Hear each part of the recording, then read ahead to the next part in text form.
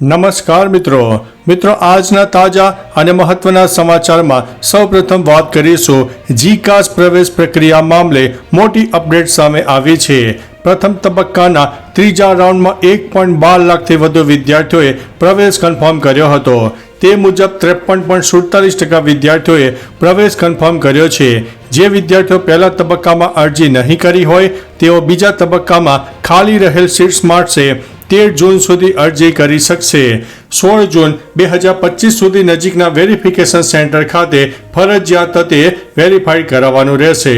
મિત્રો, અન્ય મહત્વના સમાચારની વાત કરીએ તો મોટો હુમલો, 500 ડ્રોન અને 20 મિસાઇલો છોડવામાં આવ્યા છે। રશિયાએ યુક્રેન પર અત્યાર સુધીનો સૌથી મોટો ડ્રોન અને મિસાઇલ હુમલો કર્યો છે।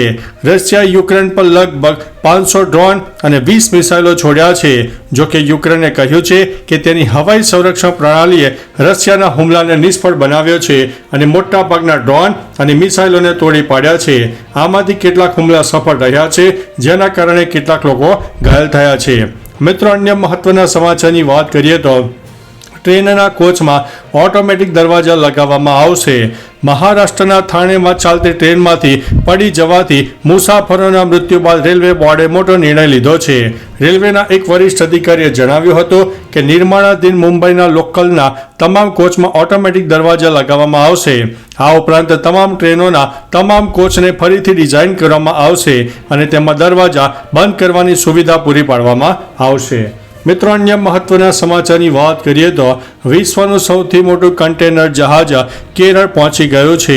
વિશ્વનું સૌથી મોટું કન્ટેનર જહાજ MSC ઇરિના કેરળના તિરુવનંતપુરમમાં વિઝિઝામ આંતરરાષ્ટ્રીય બંદરે પહોંચી ચૂક્યું છે। 24,346 TEUની ક્ષમતા ધરાવતું આ જહાજ મંગળવાર સુધી અહીં રહેશે। બંદર પર વિશ્વના સૌથી મોટા કન્ટેનર જહાજનું આગમન એક સીમાચિહ્ન રૂપ છે, કારણ કે આ બંદર ટ્રાન્સશિપ હબ તરીકે ઉભરી શકે છે। મિત્રો, અન્ય મહત્વના સમાચારની વાત કરીએ તો દુનિયા સૂતી રહી અને ઈરાને કરી દીધું પરમાણુ પરીક્ષણ। એક તરફ ઈરાન અને અમેરિકા વચ્ચે પરમાણુ કાર્યક્રમ વિશે વાત ચાલી રહી છે, તો બીજી તરફ ઈરાને ચૂપચાપ રીતે પરમાણુ બોમ્બનું પરીક્ષણ કર્યાના સમાચાર છે। ઈરાન દ્વારા 4 પરમાણુ સ્થળો મારીવાન, લાવિસન સિયાન, વર્મિન અને ટર્કઝ આબાદમાં આ પરીક્ષણો કરવામાં આવ્યા છે। ઇન્ટરનેશનલ એટોમિક એનર્જી એજન્સીના રિપોર્ટ પ્રમાણે હવે ઈરાન અને અમેરિકા વચ્ચે માહોલ પણ બગડી શકે છે। મિત્રો, અન્ય મહત્વના સમાચારની વાત કરીએ તો અમેરિકી એરપોર્ટ પર ભારતીય વિદ્યાર્થી સાથે આતંકી જેવું વર્તન કરવામાં આવ્યું। અમેરિકાના ન્યૂ જર્સીમાં એક ભારતીય વિદ્યાર્થીને ન્યૂયોર્ક એરપોર્ટ પર ગુનેગારની જેમ જમીન પર પછાડવામાં આવ્યો અને પછી હાથકડી પહેરાવીને ભારત રિપોર્ટ કરવામાં આવ્યો। તે કહેતો રહ્યો કે હું પાગલ નથી, મને જબરદસ્તી પાગલ સાબિત કરવાનો પ્રયાસ કરી રહ્યા છે। ભારતીય મૂળના અમેરિકી બિઝનેસમેન કુનાલ જૈને તેનો વિડીયો શેર કર્યો હતો। વિદ્યાર્થીને કયા કારણોસર રિપોર્ટ કરવામાં આવ્યો છે તેની જાણકારી હજુ નથી મળી। મિત્રો, અન્ય મહત્વના સમાચારની વાત કરીએ તો સ્ટારલિંક 2 મહિનામાં ભારતમાં સેટેલાઇટ ઇન્ટરનેટ સર્વિસ શરૂ કરશે। એલોન મસ્કની કંપની સ્પેસ એક્સ કંપની આગામી 2 મહિનામાં ભારતમાં પોતાની સર્વિસીસ શરૂ કરી દેશે। ગયા અઠવાડિયે કંપનીને ટેલિકોમ ડિપાર્ટમેન્ટનું લાયસન્સ પણ મળી ગયું છે। રિપોર્ટ્સ અનુસાર સેટેલાઇટ ઇન્ટરનેટ સર્વિસ માટે લાગનારી સેટેલાઇટ ડિશ ડિવાઇસની કિંમત કંપનીએ લગભગ 33,000 રૂપિયા નક્કી કરી છે। આ ઉપરાંત કંપની પોતાના મંથલી અનલિમિટેડ ડેટા પ્લાન માટે 3,000 રૂપિયા ચાર્જ વસૂલ કરશે। મિત્રો, અન્ય મહત્વના સમાચારની વાત કરીએ તો રથયાત્રા પૂર્વે અમદાવાદ પોલીસની બુલેટ માર્ચનું આયોજન। આગામી 27 જૂનના રોજ યોજાનારી 148મી જગન્નાથ રથયાત્રા પૂર્વે અમદાવાદ પોલીસે સુરક્ષા તૈયારીના ભાગરૂપે રાત્રે બુલેટ માર્ચનું આયોજન કર્યું હતું, જેને સેક્ટર 1 જેસીપી અને જગન્નાથ મંદિરના મહંતે લીલી ઝંડી બતાવી હતી। 100થી વધુ પીઆઈ, પીએસઆઈ સહિતના પોલીસ કર્મીઓએ બુલેટ પર સવાર થઈને જગન્નાથ મંદિરથી જમાલપુર, ખાડિયા, કાલુપુર, સરસપુર, દિલ્હી ચકલા, શાહપુર સહિતના સમગ્ર રથયાત્રા રૂટ ઉપર પેટ્રોલિંગ કર્યું હતું। મિત્રો, અન્ય મહત્વના સમાચારની વાત કરીએ તો અહીં મેઘરાજાની પધરામણી થઈ શકે છે। આવનારા 7 દિવસ ગુજરાતમાં છૂટાછવાયા વરસાદની આગાહી છે। 12 જૂન સુધી દરિયાકાંઠાના વિસ્તારોમાં વરસાદ પડી શકે છે। આ વચ્ચે કેટલાક જિલ્લામાં હજુ પણ વરસાદની શક્યતા છે। દક્ષિણ ગુજરાત સૌરાષ્ટ્રના જિલ્લામાં હજુ પણ મેઘરાજા પધારી શકે છે. ગીર સોમનાથ, અમરેલી, ભાવનગર, તાપી, ડાંગ, નવસારી અને વલસાડમાં પણ વરસાદ પડી શકે છે. ઉલ્લેખનીય છે કે ગુજરાતના કેટલાક ભાગોમાં છેલ્લા 2 દિવસથી ખૂબ જ ગરમી પડી રહી છે. મિત્રો, અન્ય મહત્વના સમાચારની વાત કરીએ તો ગુજરાતમાં કોરોનાનો હાહાકાર.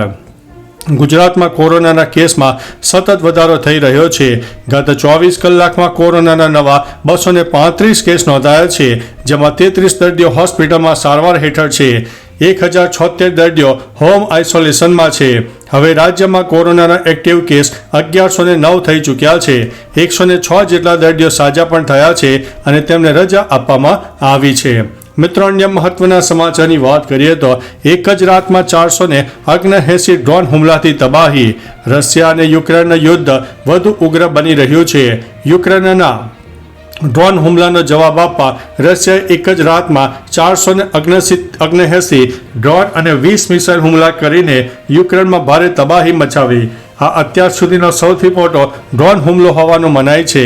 તાજેતરમાં 1 જૂને યુક્રેને ઓપરેશન સ્પાઈડર વેબ હેઠળ રશિયા પર 100થી વધુ ડ્રોન છોડીને રશિયાના બોમ્બર વિમાનોને નિશાન બનાવ્યા હતા, જેનો બદલો રશિયાએ લીધો છે.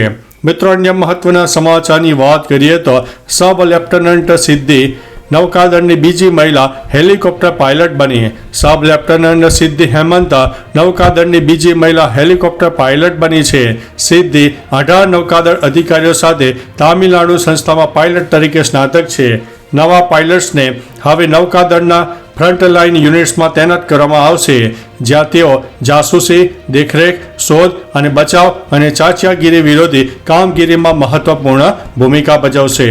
મિત્રો, અન્ય મહત્વના સમાચારની વાત કરીએ તો યુનુસનો પાકિસ્તાન સાથે મળીને કરી રહ્યા છે મોટો ખેલ. બાંગ્લાદેશના જાણીતા લેખક અને પત્રકાર સલાહુદ્દીન શોએબ ચૌધરીએ દાવો કર્યો છે કે બાંગ્લાદેશની વચગાળાની સરકારના મુખ્ય સલાહકાર મોહમ્મદ યુનુસ જુલાઈના અંત સુધીમાં વર્તમાન બંધારણને રદ કરવાની યોજના બનાવી રહ્યા છે. યુનુસને અમેરિકાના ડીપ સ્ટેટસનું સમર્થન નથી, પરંતુ પાકિસ્તાની ગુપ્તચર એજન્સી ISI પણ આ યોજનાનો એક ભાગ છે. બાંગ્લાદેશમાં ઇસ્લામિક કટ્ટરપંથી શાસન સ્થાપિત કરવા માગે છે. તો ચાલો મિત્રો, ફરીથી દેશ અને દુનિયાના સુપરફાસ્ટ સમાચાર લઈને મળતા રહીશું. ત્યાં સુધી અમને રજા આપશો. નમસ્તે.